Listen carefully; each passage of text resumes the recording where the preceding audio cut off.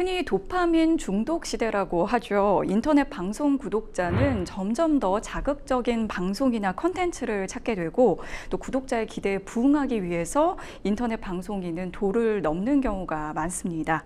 결국 불법 행위로까지 이어지는 경우가 많은데 법무법인 LKBN 파트너스 허윤 변호사와 이런 악순환을 끊을 고리는 없는지 모색해 보겠습니다.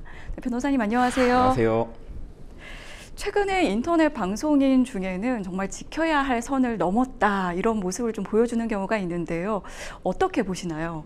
일단 말씀하신 대로 수익을 위해서 이제 어느 정도 지켜야 될 선이 있거든요. 근데 네. 그 선을 그러니까 넘는 정도를 넘어서서 네. 아예 그냥 뭐 다른 사람의 인권이나 아니면 그 사람의 명예나 이런 거는 상관없이 하는 사람들이 있습니다. 네. 흔히 우리가 얘기하기를 사이버 레카라고 그러는데요.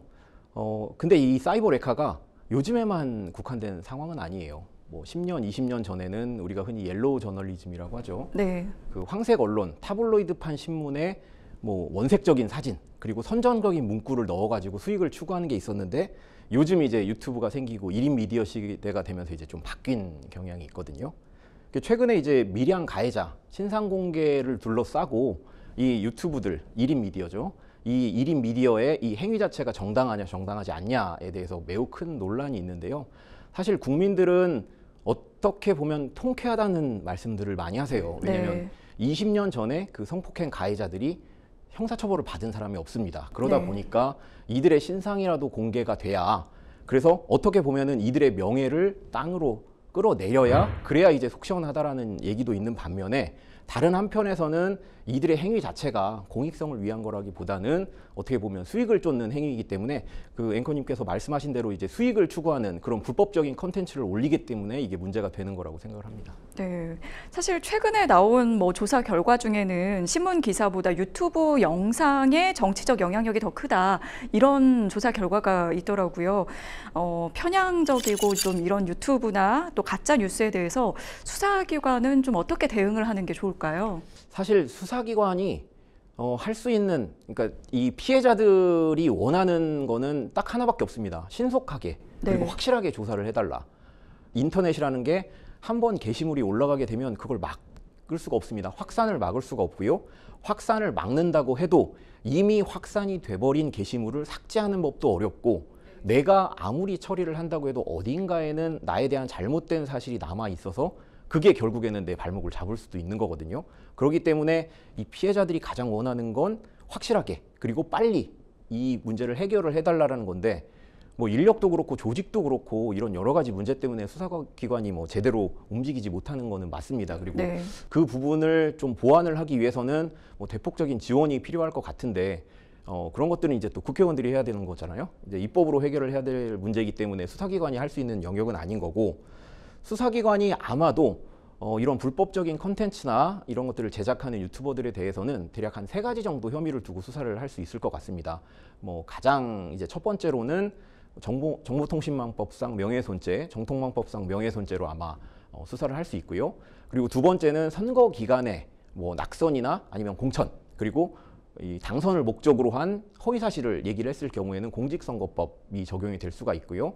그리고 뭐 개인정보보호법이라든가 아니면 그러한 행위들로 인해서 수사기관의 수사가 방해를 받으면 뭐 공무집행 방해가 될 수도 있고요. 아니면 일반 뭐 업체나 아니면 뭐 기업 같은 경우에는 그 업무집행, 그러니까 업무방해가 될 수도 있는 거고요.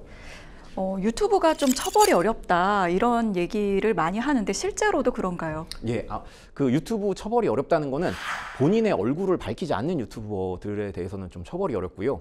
사실 대부분의 대형 유튜버들은 본인의 신원을 밝히고 그 유튜브를 진행을 하기 때문에 이들에 대한 신원은 확실해요. 그래서 특정이 되기 때문에 범죄 사실만 명확하면 처벌이 가능한데, 다만 이 밀양 사건 같은 경우에도 가해자의 신상을 계속 공개하는 유튜버 같은 경우에는 가면을 쓰고 나오고, 네. 그리고 인공지능 음성이 나오거든요. 그렇기 때문에 실제로 이 사람이 누군지 전혀 알 수가 없습니다. 가해자가 특정이 안 돼, 유튜버 자체가 특정이 안 되는 거죠. 이런 상황에서 수사기관이 할 수 있는 거는 뭐 압수수색 영장을 받아가지고 유튜브 본사에 집행을 하는 건데, 사실 유튜브 자체가 외국 회사다 보니까 네네. 집행 자체도 어렵고요. 미국에서도 미국 수사기관도 사실 이 유튜브에 대한 집행 자체가 조금 곤란한 상황이긴 하거든요.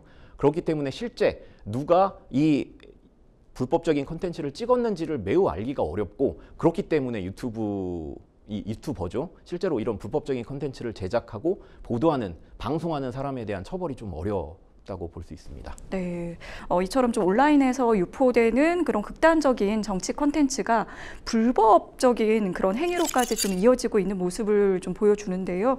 해결 방안이 좀 없을까요? 그게 해결 방안이 딱히 있지는 않습니다. 왜냐하면 네.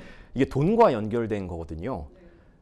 한 이제 정보통신 업체가 지금 밀양 사건 관련해서 가해자의 신상을 처음부터 공개한 그 유튜브 채널의 예상 수익을 이제 산출한 결과를 봤는데요.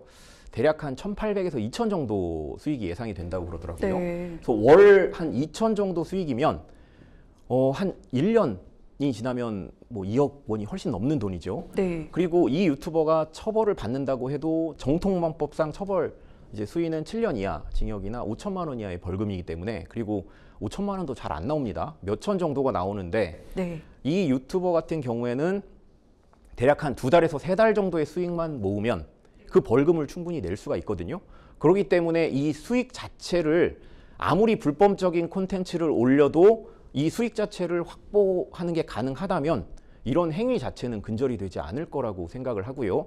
만약에 이런 컨텐츠, 불법적인 컨텐츠가 문제다라고 생각을 하게 되면 수익을 얻지 못하게 하는 방법이 가장 이제 빠를 것 같습니다. 그리고 이 게시 영상을 올리는 사람뿐만이 아니라 게시 영상을 관리하는 관리자도 사실 문제가 있습니다. 여기에서는 이제 유튜버가 되는 것이고요. 유튜브 외에도 뭐 여러 가지 이제 SNS들이 있을 텐데, 이게 관리자 같은 경우에는 그러니까 상시적으로 감시를 해야 되고, 그 의무를 위배했을 경우에는 손해배상을 하거나 아니면 과태료를 매우 세게 물리는 방법 등으로 이 관리하는 사람도 이런 생태계가 정화되는 데 좀 일조를 해야 되는 것이고요.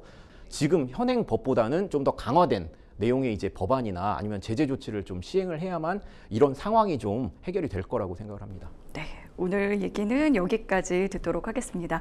자극적인 콘텐츠로 타인의 권리까지 침해하는 인터넷 방송, 적극적인 대책 마련이 시급해 보입니다. 네, 오늘 말씀 고맙습니다.